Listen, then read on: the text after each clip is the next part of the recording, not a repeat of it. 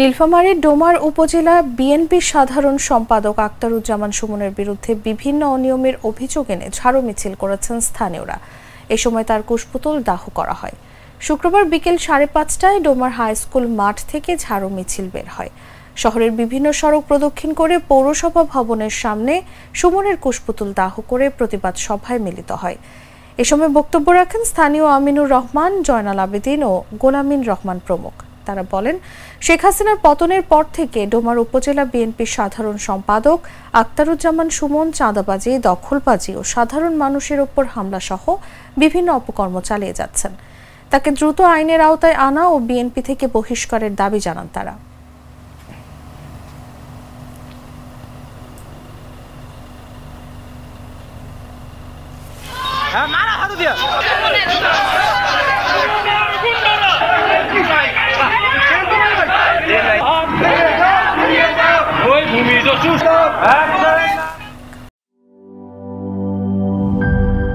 জীবনের সাথে চলে hi-fi, all time healthy life।